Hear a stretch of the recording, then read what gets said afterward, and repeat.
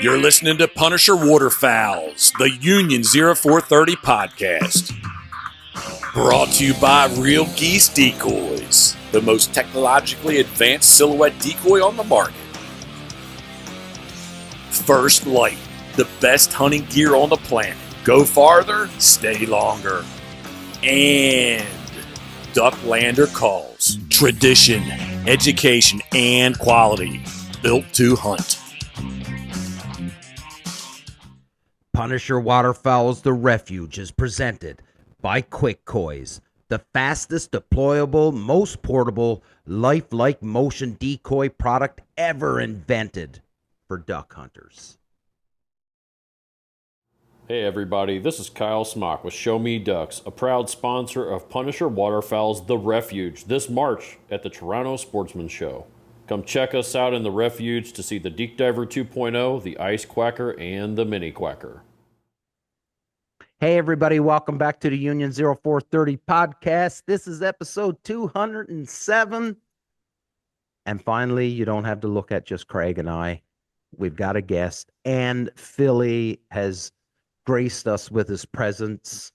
So we'll get into that. But first, got to thank our three sponsors, Real Geese Decoys, who's been with us right from the start, Ducklander Calls, and of course, First Light Hunting Clothing, and the angelic voice of Captain Jeff Coates, who is the voice of the Union 0430 podcast. So thank you to all of those people that help us with sponsorship and all the things that they do. So I got that done. I'm still not good at thanking the sponsors. It still seems like something that's forced that comes out of me. So I got to work on that.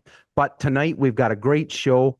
We've got Mr. Greer Smith coming to us, and Greer's from south in the States, but he's up in the north right now hunting, and I'm not going to get into states and stuff like that, but he's from the south. He's up north hunting. He's decided to come on, but Greer's got a really, really cool thing going called 50 Ducks, and we're going to dive into that, and it's going to be a great show, especially if you're a sciencey, wanting to know that kind of thing. It's going to be real interesting for you. So without any further ado, let's dive into it. So Greer, welcome to the show, buddy. Thanks for taking the call last week, and we chatted and we had a good phone call and stuff. And then I know you're busy, you're hunting, you're at an outfitter right now, and we're keeping you. We'll dive into what your activities are later tonight, just in a little bit, but thanks for coming on the show, man. Yeah, man, it's good to be here at the show. It was nice to connect last week. The fellas over at Jack Miner kind of introduced me to you guys. I know you had talked to them recently, and always a good time to talk to some new folks and make some new friends and talk all things ducks and all things bullshit too. So that all things, but well, we do. We're not that intelligent when it comes to talking about ducks and stuff, but we can talk bullshit. Me neither. We're pretty good. Well, I bet you. There's you're certain going to things we excel at. Yes, I think he's talking to you. That's the first Simpsons quote of the night. Well done, sir. Well done. But Greer, buddy, so listen, let's get right into it, and let's right off the bat, I'm going to share my screen, and I'm going to bring up the webpage. You'll be able to see it, and then you explain what 50 Ducks is. Yeah. I'll bring it up. I'll bring up the website, and then you can tell me where to go, because I'm all logged in and everything, and awesome. And we'll go from there. All right. That sounds great. So to give you just a real quick overview of what 50 Ducks is, it started a couple of years ago as a concept, and it's really grown since then. We have partnered with a couple of great groups, one being Jack Miner, the folks over at Jack Miner.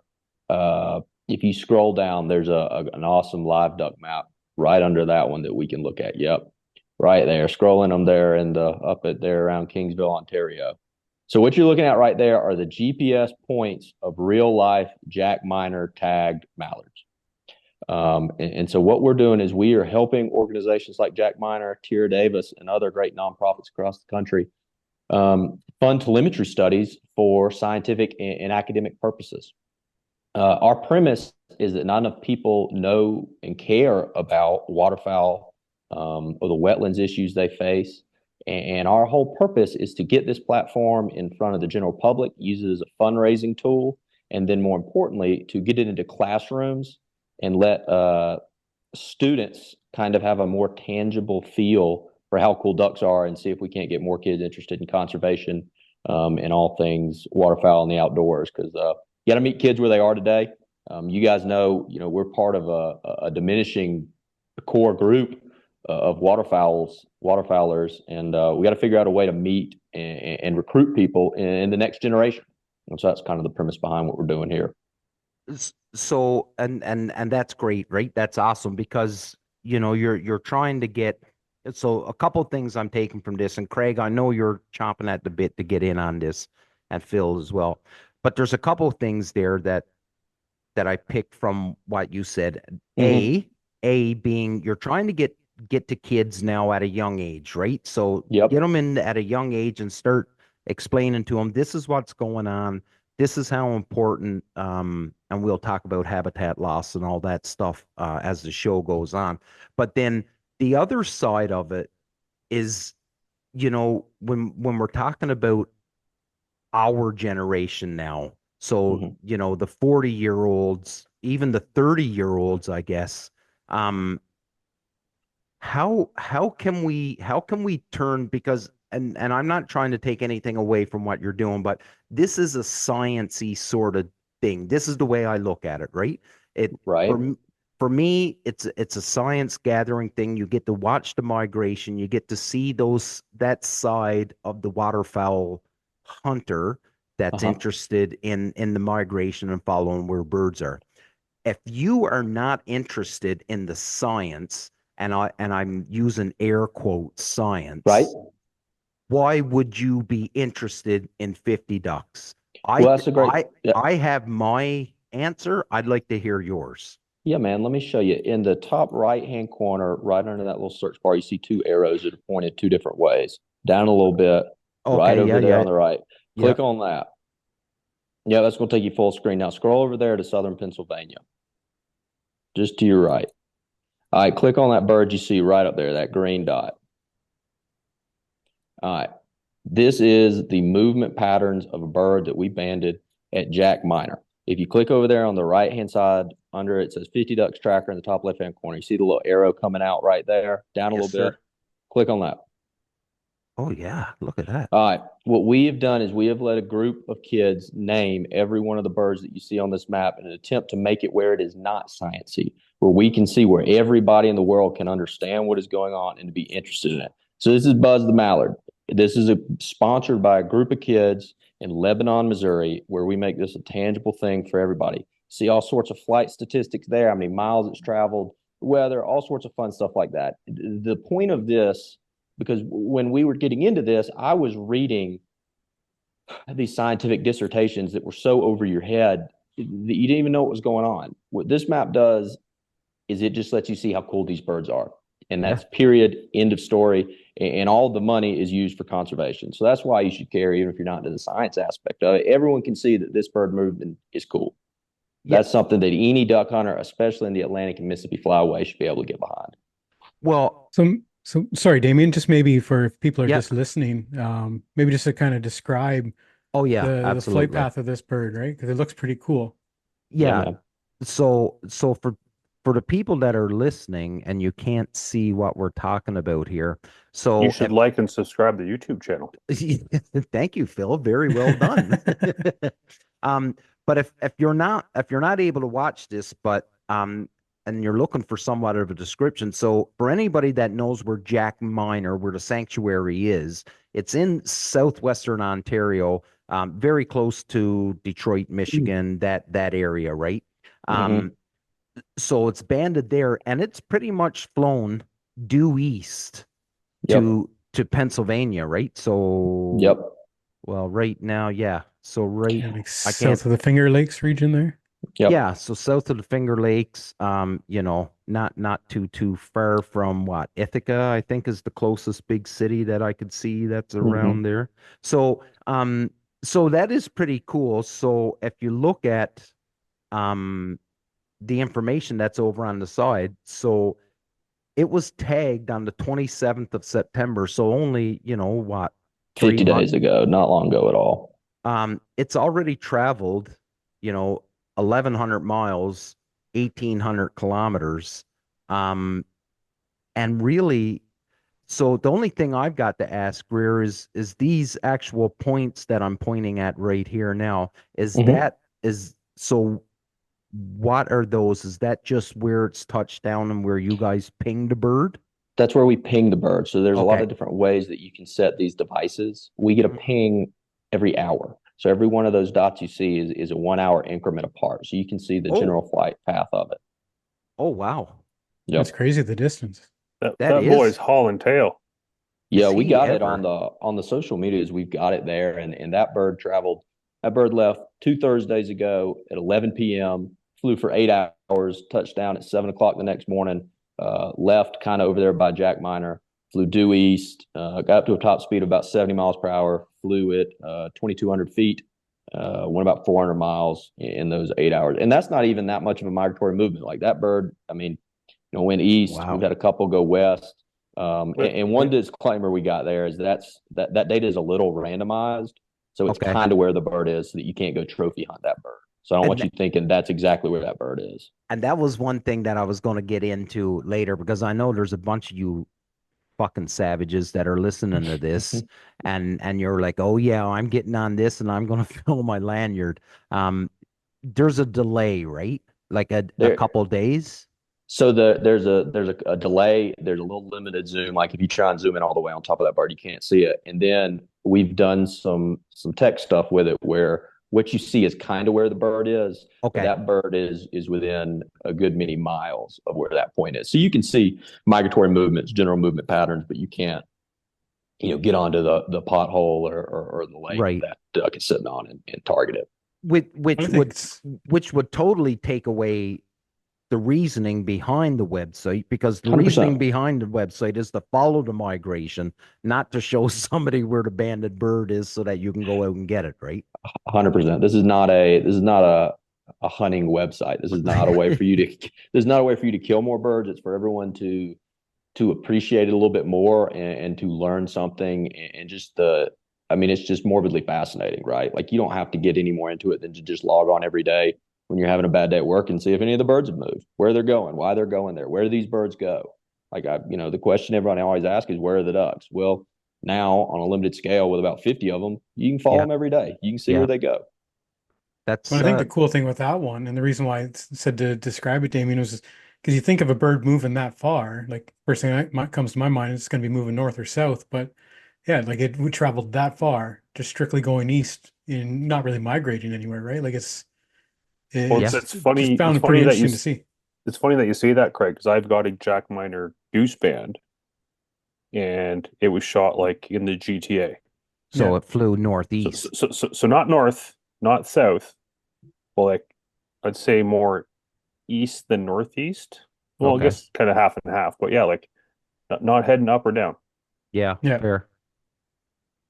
Yeah. No, it is super cool, man. Greer, it is super cool. And I wanted to ask you, and I know you and I got into the conversation when we chatted on the phone, but you're a hunter, right? Mm-hmm. Like you're a hunter. So I get the desire to want to know about the migration and stuff, but I can't even imagine the amount of time and effort and work and emails and meetings this takes out of your time, out of your day. What sort of pushed you to do this? Because this is a huge undertaking. This is a full-time job and a super expensive thing that we've launched here with the hope that it can catch on and serve as a real tool that makes a real difference. Waterfowl has always played a really important role in my life, hunting with my dad, my grandfather, my friends, and a lot of folks we'll never get to do that, right? How do you bring the magic of the outdoors to, a kid that lives in the middle of Atlanta whose family doesn't hunt? Like, how do you make stuff like that super cool? How do you unite, the waterfowl, the duck hunting community with bird watchers? Yeah. And 50 ducks isn't the answer to any of that, but it can be a part of the answer to a lot of that. And so, that was kind of the why behind why we wanted to do it. You hit on something there where you said, is 50 ducks the answer to it? No, but it can play a big part of it, right? And that's Right. the thing, as waterfowlers, and I think we are like this more than any other pursuit that's out there, for hunting, but we are very, very stuck to our brands that we support, that we use. So be it firearms, clothing, calls, you name it. We are a very loyal bunch when it comes to something that we know.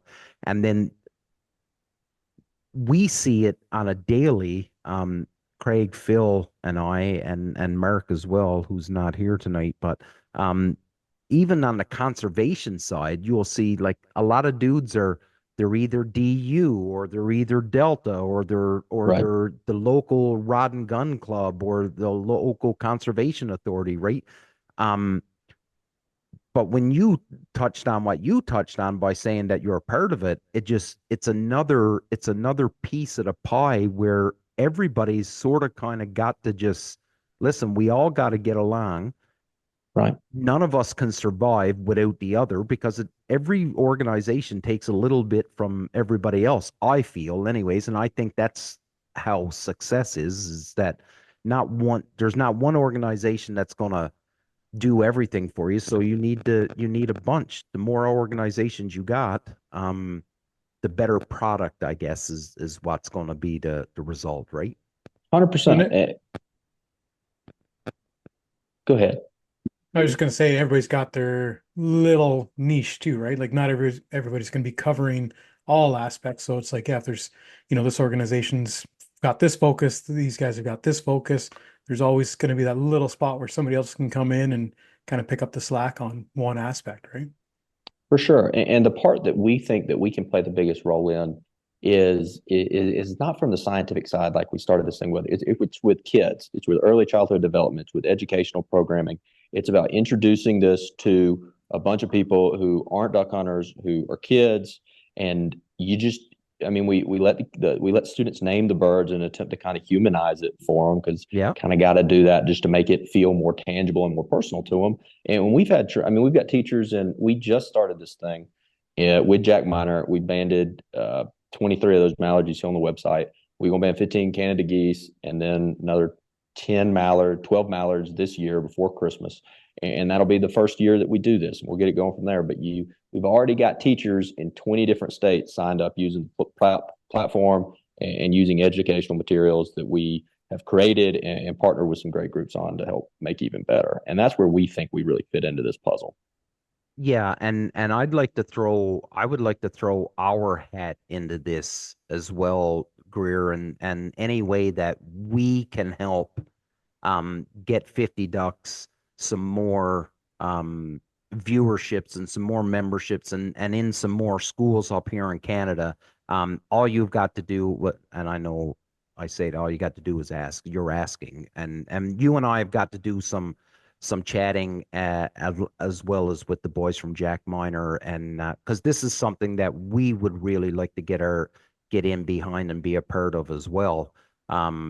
So I really want to help you. You got 20 states that's already jumping on board. Well, I'd like to be able to see our big waterfowl provinces here in Canada at least be somewhat involved in that too. So you and I can talk more about this offline, but I'd really like to be able to get in behind on some of this stuff too. Yeah, man, I couldn't appreciate that anymore, and can't wait to talk about it. There's a lot of room for growth. I mean, what we got, 1 million people that bought a duck stamp in North America last year, and they say the people that bird watch is 10 times that number. So how do you bring more? How do you get into their pockets a little bit and help fund conservation efforts? And how do you get more people just on the same team, try to drive the ball forward? So I appreciate that. No, absolutely, buddy. And again, I think it's one of those things where, more hands make the work easier, right? So we For get more sure. hands in here and working and spreading the word. I think only more good things are going to come out of it. Um, on your website, you talk about this loss of habitat, Hmm. which is happening at an alarming rate. And I know in the world today, there's so many things that's happening that people are like, well, this is very important. We need to get behind this, and you know, be it homelessness or whatever it is, right? Like there's a whole hockey sock full of things. And for the Americans that are listening that don't know what a hockey sock is, the hockey sock is quite big. So I lost my train of thought. See, that's what happens, buddy. That's what happens. Should have wrote it down. Should have wrote it down. No, but yeah, I'm not even gonna try. It'll come to me in like 10 minutes what I was trying to say. You're talking about habitat loss. Oh, yeah, I was talking about habitat loss, but where was I gonna go with that? Well, I'll tell you this, where you think about it, we didn't mention this. This whole platform is free for teachers as well. So if you got any teachers, if you married a teacher, if you got a teacher as a friend, all I got to do is shoot me an email. It's Greer, Greer at 50ducks.com. And I'll get you set up that day with a free account, assuming I'm not in Torrington, Wyoming, trying to shoot a coyote with a thermal. But any other day, I'll get you signed up that day. It's 100% free for teachers, and our memberships go 100% right back into the project. It's $60 a year. It's less than 2 boxes of shells. It's another way to get behind a conservation movement. So just wanted to give that quick plug while No, you that's lost your train good. of thought. No, that's good. So what I was getting to with the whole habitat loss is that everybody's got this cause that they're behind these days, right? And I'm Mhm. not going to say one is more important than the other and stuff like that. But when it comes to habitat loss, I'm not so sure that the majority of people understand just how important, and it's not just for the ducks. There's so many extra, and Craig, you can speak more to this because I know it's really in your wheelhouse, but there's so many more positives of having wetlands around your area than it is just for ducks, right? And Craig, like, and Greer, you can chime in on it too, but and Philly, you too, buddy. I don't want to take anything Mm. away from you, but um, you know, I would like it if someone can, give a quick brief on why wetlands are just so important to the overall ecosystem environment, your surroundings. I'm Well, just that's trying to look. So I know, like so I've done plenty of talks and speeches and had all the numbers handy. So I'm Yeah. just trying to look at it now. But Yeah, I totally just came up with that and didn't give you any time to prepare. That's what I do. but I know, like in some parts, like in Canada alone, like I believe the number was somewhere in some areas, like 92% of wetlands have been lost. And the amount of diversity that, like the role that wetlands play in diversity, I think I remember, if I remember correctly, wetlands globally have more diversity than rainforests. So, when you think back to especially anybody our age, like I know when Yeah, I was in school, elementary school, rainforest was the big topic, right? that's right. All that loss of diversity and everything. And of course, that's still going on. But yeah, like the amount of diversity in wetlands surpasses that. And it has, I believe globally, it's a smaller footprint as well.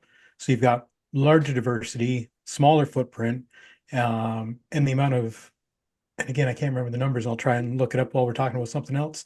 But the amount of species at risk that Hmm. rely on wetlands for at least part of their life cycle, it's huge. And so yeah, like the diversity, the potential diversity loss, and the other benefits that come with wetlands, like them being carbon sinks and flood mitigation and Yep. all that, right? Like it's huge. And so a lot of times people look at the habitat loss as far as duck numbers or deer numbers, turkey numbers, whatever they may be talking about that day. But like you said, Damien, it's a much larger umbrella. Like you can do whatever you want for efforts to try and boost populations, but without taking care of the habitat, nothing matters. Like none of that Absolutely. those other efforts matter. Absolutely. But yeah, like it's the role that wetlands play in so many things is huge. For me, I always go back to the old picture that DU used to have of the little girl with the cattail, and she was drinking water through the cattail. And that's always one image that's always stuck to me on the importance of wetlands, right? It's just because they filter everything that goes through. They just filter it. They make clean water. You talked about, flood mitigation and stuff. And I know this is, we're going around in a circle here, but with the 50 ducks and Greer, correct me if I'm wrong here, but when you're bringing this program, this piece of education into schools, Right. and you've humanized these ducks and allow this 7-year-old kid to name the duck Buzz. Right. Well, what's that kid going to want to do? That kid's going to want to make sure that Buzz survives the longest, because he or she has now invested in that duck. Right. So you could be creating the next biologist just by opening this up in that school, right? You could turn that switch that some kid says, I'm going to be a biologist. I'm going to make sure ducks are looked after. Right. A biologist, or somebody that just buys a duck stamp every year, or somebody that knows they need to, vote for the farm bill. It's just so much of that there's so much out there that people don't know how important it is, and that they should care. And if you introduce something to somebody, it's not going to be for everybody, but it will be for somebody. And you don't know what that, the old adage is, you don't know who's going to be the next senator. You don't know who's going to be the next president.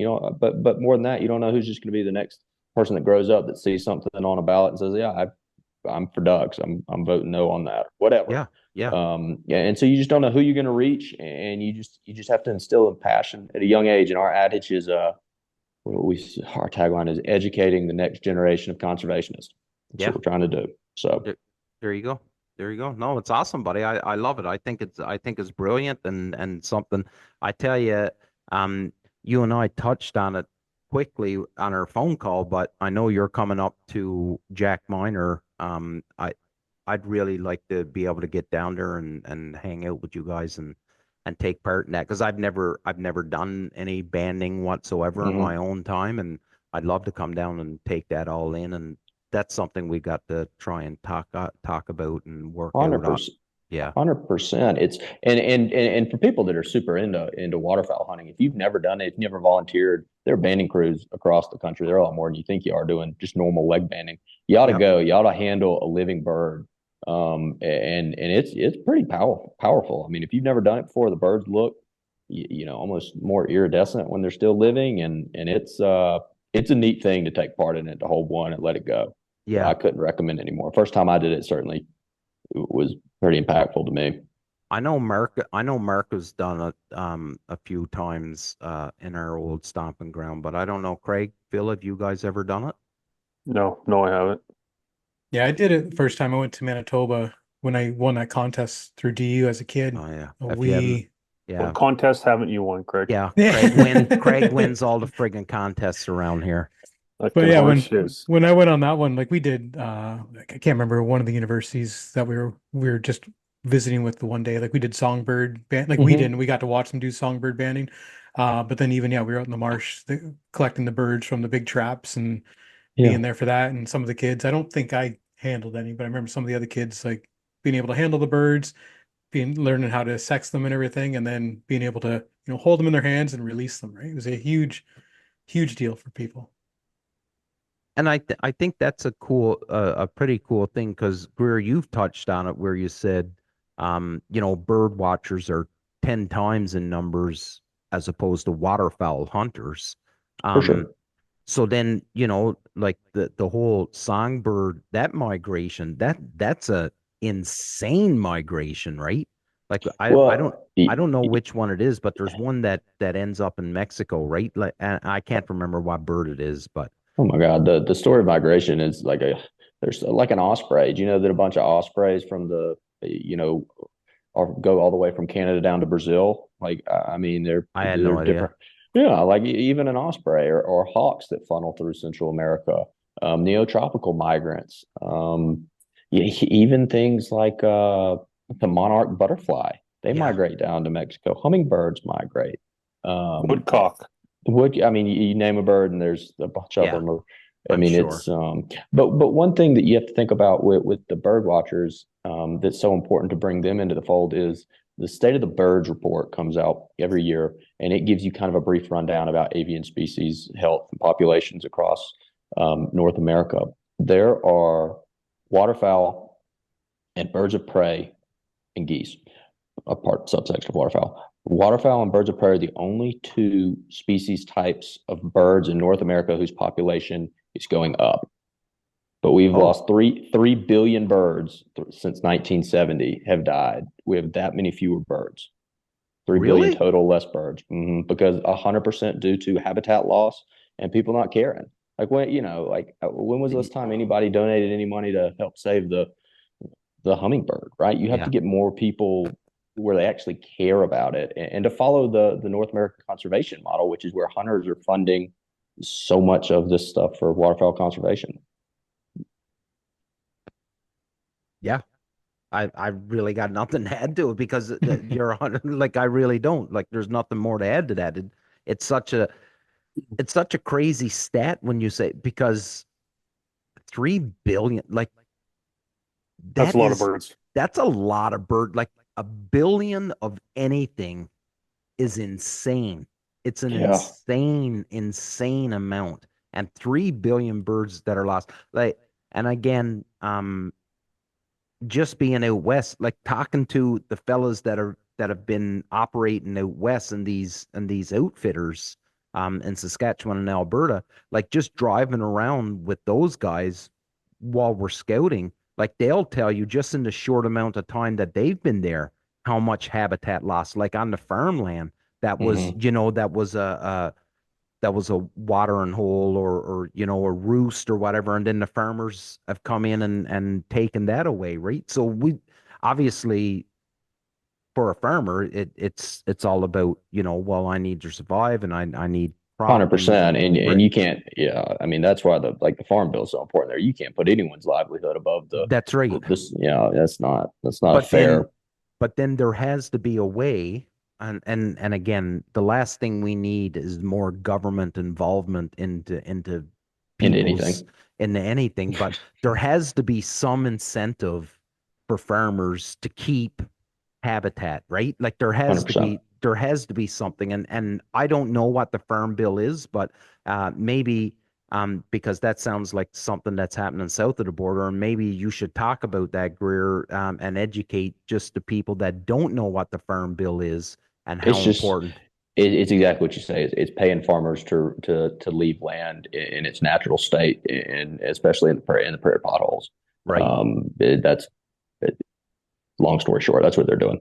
Paying people to have a better wetlands habitat.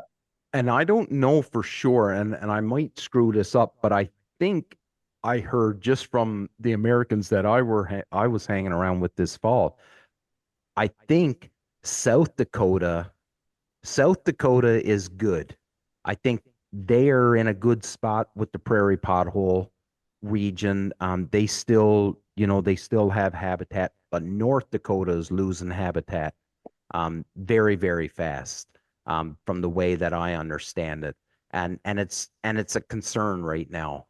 So this farm bill, is really something that is going to be near and dear to a lot of people, not just waterfowlers, but and that's the thing. You don't, the old saying, you don't know what you got until it's gone, right? And this could very well be one of those things that once we lose the habitat, there's no bringing it back. For sure. And we've taken a turn here where we're being all doom and gloom, but there's so much good stuff and so much research going on in this world, and there are so many people that do care. I think that's got to be the message that gets out there too. Is you just more people got to care, and then it'll be all good. It'll fix it. If people care, it'll figure itself out.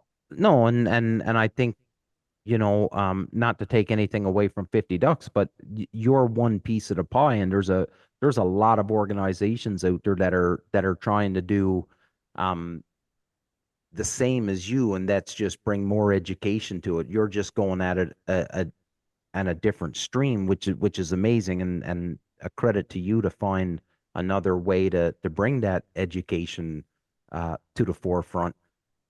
I don't know. I always know about it. I'm always conscious about habitat loss and stuff, but I buy my duck stamp. I donate the DU, I donate the Delta. I try to do what I can where I can and stuff. And I know Phil and Craig are the same. Both of them are part of conservation groups as well. So it's just I don't know. I think it's one of those things that unless it's in your face all the time, you can sometimes very easily forget about it.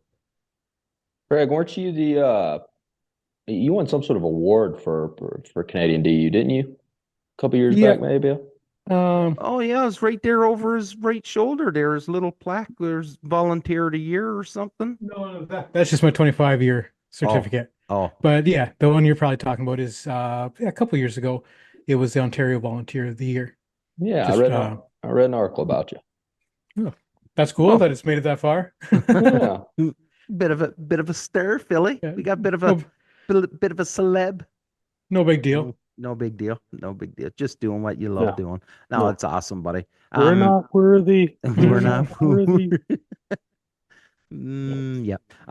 Okay. So we're going to come back to 50 ducks because I've just give it a chance, and time for No, we got our shout out. Let's shift gears, baby. What are we talking about now?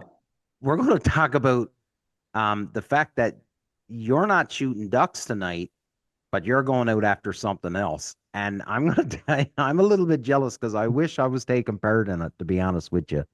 Mm-hmm. Yeah, we're going. There are 5 of us on this. It's me and I go on the same. We go on a trip or two a year. It's me and my dad, one of his best friends, and he's got a son and a son-in-law that are my age as well. And we've been doing this for the 4 of us before the son-in-law joined the picture. Been doing it since I was in 4th grade, and the 3 of them think they're too good for it, but me and my dad are about to go out with some thermals and shoot some coyotes. Yeah, boy. Hey, and that's a very important part of conservation, predator management. Very important part of conservation for ducks. 100%. I'm part of the solution tonight.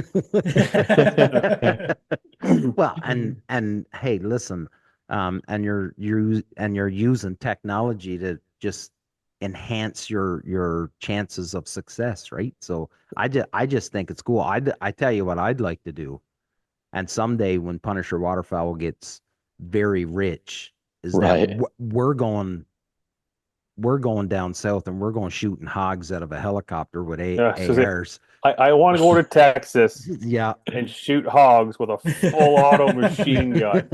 Just yell America. Yeah, I do, man. I want nothing more than to be in a chopper and just start taking out hogs. And for a lot of reasons, not just to be a barbarian and shoot hogs. But it wasn't until I realized how much damage hogs do to the environment. And I'm just like, oh yeah, we got it. Because that's starting to become a thing in Canada now, right? In Eastern Ontario. They breed like rabbits and just wreck everything. Yeah. And that's it. And in Eastern Ontario and Western Quebec, like they are starting to show up, right? So we're starting to get that hog population. And I'm not sure if the majority of people realize, hogs, coyotes, raccoons, which I didn't realize were such a huge raccoons and skunks. They're huge predators. Crows. Really? Crows are huge nest predator. Really? Huge. I didn't know crows were. Well, that's I was going to say we should get Marco back on the show. Yeah. That's like mind you now where Marco lives, like they do have a huge crow population. Like I have been through that Chatham area, and that's crazy. Tunnel of the 401. Yeah. And like you'll go through and like there's ag fields, whatever the fields are, the dirt. And like there's a couple thousand blackbirds. Really? Yeah, so I don't mean blackbirds, but like crows. Like crows. There's just thousands. Yeah, like there'll be cornfields, like all the corn stubble out in the fields, but the field's still black just from crows. Yep. Really? They're a huge, huge, huge nest predator. Well, yeah, so you're talking about shooting coyotes and that's the first thing people think about, right? Coyotes and raccoons, but there's so like I can't remember. I remember hearing a few different things, like numbers of how much less small game hunting there is, and that has a huge impact, right? If people aren't out hunting raccoons and skunks and things like that, like that's a huge those two alone take a huge toll on duck populations. And then something like, yeah, hogs. People think about hogs coming through and tearing everything up. But until you just brought it up, I never really thought about what role they may have. And if they're coming through just tearing up whatever ground's in front of them, there's going to be duck nests in front of them at some point too, right? I wonder if they make a good pulled pork. I don't see why not. I don't know. Have you ever eaten I don't know. I think I asked somebody on the show once if they ate hog and they got back to me because they had said they had never eaten, they've hunted them, but they never ever eaten them. But I think somebody did get back to me and say, oh yeah, you can eat. You don't want to eat you don't want to eat a big boar. They're disgusting. But oh really? Yeah, but they're real gamey. But little hog's fine. Hey, Oh, yeah. You throw enough meat church on anything,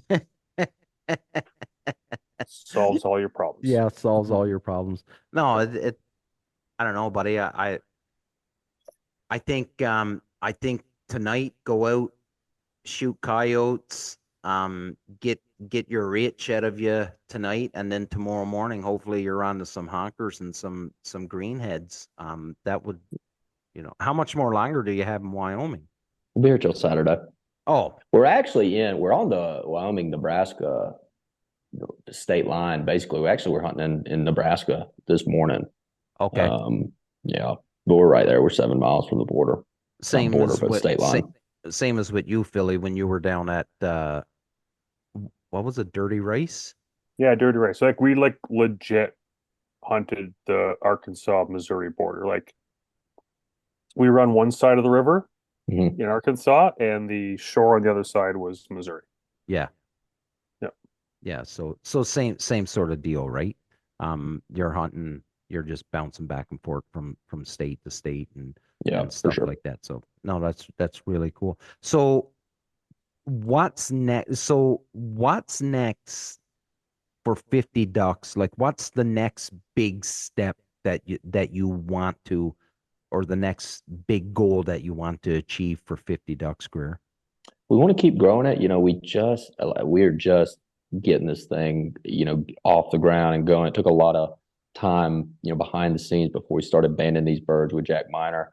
I want to be able to raise some money for Jack Miner. I want to be able to raise some, bring some attention to them. And we want to get more birds in more places. People will care more about, waterfowl that's closer to them. Of course. That's just the nature of it. We want to have birds in all 4 major flyways. We want to partner with some other great organizations that are already doing this, kind of bring them into the fold and help raise them some money. So we're gonna ban 50 birds at Jack Miner this year. That's the first major goal that we're gonna check off, and that was 2 years in the making to make that happen. And then this spring, we are either going to go band in Nova Placha with a group called Tierra Davis, which is World of the Birds in Spanish, who's another partner organization of ours, and we're either gonna ban pintails down there, or we're gonna ban snow geese with net collars. So we're going to do something south of the border down there and, follow them back up north, and they all come back eventually. So those are the next 2 big goals we have. And then after that, we'll see what next year, we'll see how much money we got left and how many people are interested and go from there. That's amazing. We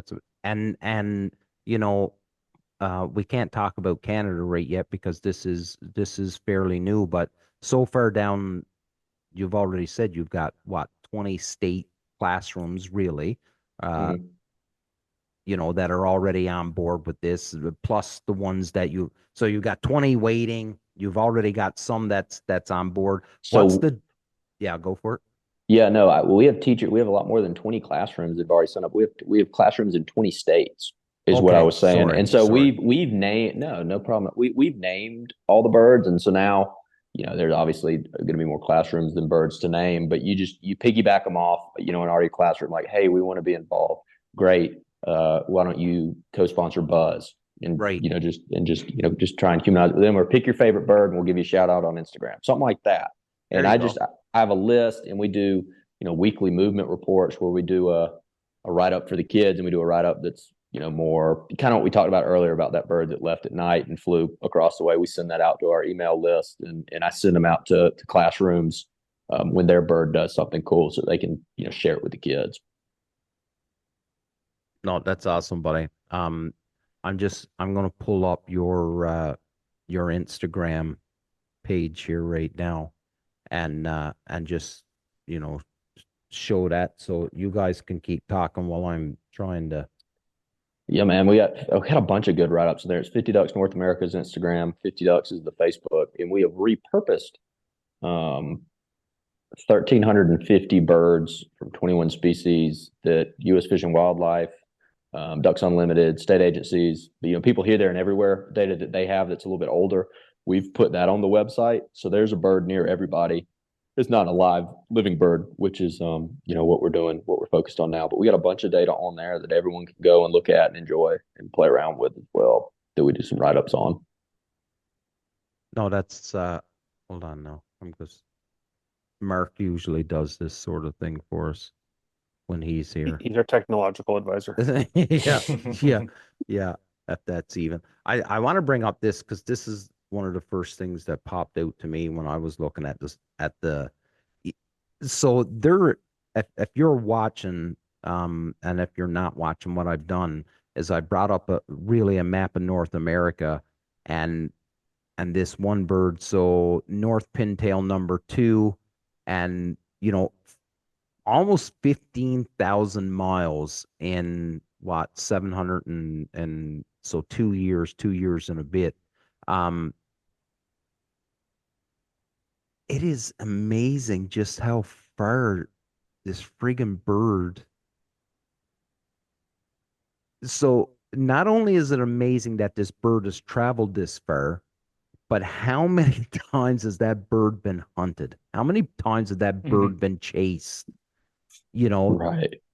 That it's been targeted, and it's made its way from Great Bear Lake up in the north, up in the Northwest Territories, all the way down to probably in the San Francisco Bay area is sort of kind of what I'm looking at here.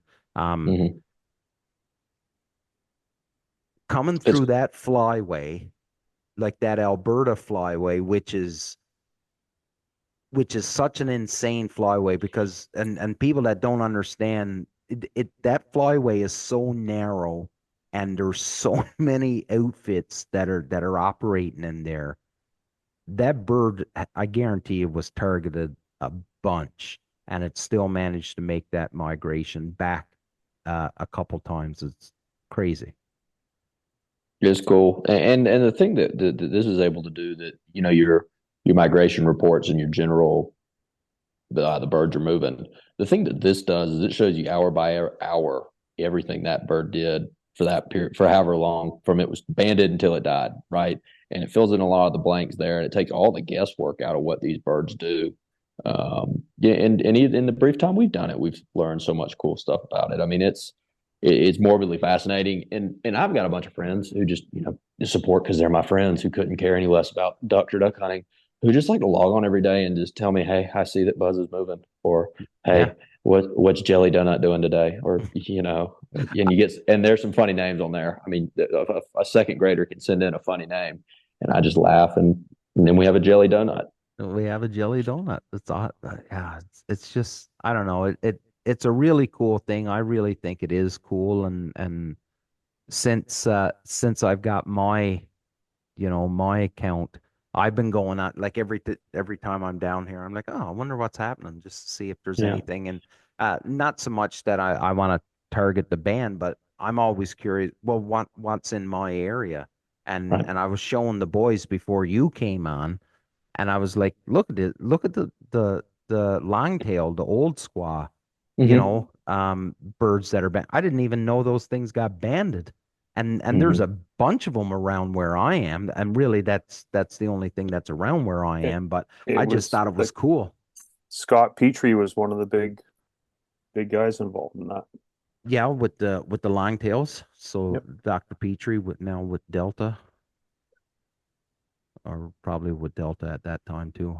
I don't know, but I don't know, man. I think it's cool as hell, and again, I think If you like it now, give it. We will have an app. We're launching an app on December 2nd that's going to make it even more user friendly, where you can just get on there and you won't have to dig around. It'll just have leaderboards and top flight speeds the last day, stuff like that. That just kind of keeps giving you a little more because we have so much information, in our back end now. We're just trying to figure out how to get it to everyone in a way that's not just right. overwhelming. Craig, I bet you Cam would absolutely just go bonkers over this, eh? Yeah, the boys would love this. Yeah, they Well, would shoot me an email when we get off. I'll get you on there. I won't even charge you $60 for it. Gift for a friend. No, but those are I think getting the kids behind it, that's the way, right? Like, and maybe this is something that the parents and the kids, this is a thing that they do together, and that they take an interest in Buzz or Jelly Donut or Yellow Submarine, whatever the duck is Right. called. You know what I mean? The biggest thing is start them young, plant that seed. 100%. Couldn't agree more. That's exactly what it is. Is start them young, plant that seed. Yeah. 100%. And we just need the general public support so that we can, continue to do it. It's free for teachers. It's free in the classroom, and we just need more public support to just keep it going, expand, and get more birds in more places, more species, and keep it rolling. And ducks are just the beginning. I mean, there's no reason once you get this thing going that you can't do it with ospreys, birds of prey, all sorts of fun stuff like that. The cranes, Yeah. nogies, here, there, you name it, it can be. You can get a kid excited about it. You can get a person excited about it. Well, here's one for you that I heard when I was out west. So I had always heard that the whooping crane is an endangered species, right? It's an endangered species, and there's not a lot of them left. But apparently, everyone that is alive is banded, or it has the GPS tracker or whatever, right? It would be really cool, especially with the fact that there's just such a small number of them that's still alive. It would be cool that would be a species that would be really cool to Man, watch. wouldn't it? Yeah, that would just be a really, really cool species to watch, especially because that they're very, very close to being no more. And right. Yeah, no, that'd be really cool. Greer, buddy, we've danced around it all over the place, and I try my best to ask good questions. If there's anything that I missed and something that you want to talk about, something that you need to get out there for your message for 50 ducks, please go for it right now. And if you need a minute to think about it, that's fine as well. But I did, if there was something that I missed, I do think now would be a great time for you to jump on your soapbox and try and raise as much money as you can, buddy. I mean, if you give me a soapbox and a microphone, I could talk for a long time. But no, I mean, this has been great to talk to you guys, and I appreciate everything y'all do and the questions. But the main thing that I always try to get out there to people is to just let them know that this is 100% privately funded by me, and with the goal of it self-funding itself and growing and making a real difference. And this is what my crusade is, and it's what I do all day, every day, and I love to talk about it. And just it's another way for people to try to learn a little more and to get more invested in something that's played a huge part in my life. And I would invite anyone to go to the website, give it a shot. If you don't like it, first 7 days are free. Doesn't cost you anything. If you don't like it and you just want to donate to a good cause, we'll take that too. Absolutely. No, 100%, buddy. I think it's brilliant what you're doing. We're really going to get behind this and do what we can to bring some awareness to you, especially to the Canadians and the millions of listeners that we have. And hopefully we blow up your server and you need to go and invest in a pile more equipment and the whole bit. So that's the goal. I appreciate that. Yeah, absolutely, buddy. And I know Craig and Phil, I know Mark won't be able to, but Craig and Phil, and if we can get down to Jack Miner and meet up with you guys and do some work down there, we'd be all for it. And I think this is just the very first episode of 50 Ducks being on the podcast, because I would really like to have you on, continue this and just continue telling this story and how you're growing and how you're, affecting that new generation, or even anybody. It doesn't matter, bird watchers, anything. It doesn't matter. You don't have to be a waterfowl hunter. Anybody that takes an interest in it, I'd love to hear the stories and keep watching this grow, because I really do believe in it, and I think it's a great thing. And yeah, I'd love to have you come back on the show many, many times and talk more about 50 Ducks, buddy. Well, I can't wait to do it. And we're going to be back at Jack Miner early mid part of December. We'll text and coordinate. If you want to come on. We're gonna band some geese then, and be a great time to talk more about it. No, that'd be awesome. We'll do a quick round the table, but I'll give the last word to you, Greer. Philly, to you, buddy. Sure, absolutely pleasure to have you on. Like, I've been kind of following what you've been doing on social media and whatnot, and I think it's an absolute amazing program. Um, Again, like what I just echoed what I said earlier, just planting that seed with the youth, because that's your target audience for the future. Like obviously it's your investment, right? You're not going to get a lot of return on investment with older people. Obviously, like your best bang for your buck is with the youth, and getting these kids following like their for lack of a better term, quote unquote, pet duck Right. around North America. Like, no doubt, like they are completely and utterly tuned in and focused and obsessed with watching Daffy circle about the Right. countryside and stuff. So I think it's an absolute amazing program. I wish you nothing but the best. I hope this completely and utterly just blows itself out of the water and excels down the future, and can't wait to see where it goes. Craig. Yeah, just I want to say that I think it's a cool little niche part of the overall conservation efforts that like you guys can help fill, and especially on the education side, and that it's something that has a wider appeal. It's not just a waterfowl hunter kind of thing. Like there's no reason that why everybody can't get behind something like this. So I hope it really takes off and that just grows and grows. To you, buddy. Well, guys, I couldn't appreciate any more. This has been wonderful. Your kind words are awesome, and can't wait to do it again. Anytime y'all want to go to Jack Miner, you give me a call. We'll make it happen. Awesome. Yeah, we will make that work. I'm going to work hard to make sure that this works, and we'll coordinate this offline for sure. I think it'd be really cool to do a show down there, and just with you and Jack Miner and us, and we can just flood social media with this content. I think would be good, and that's what we're going to do. Ladies and gentlemen, this is episode 207 of the Union 0430 podcast. We are not experts, nor will we ever pretend to be. Just a bunch of dudes that love talking anything bird hunting or waterfowl. Surround yourself with good people. Until next time, be good to one another. Big love.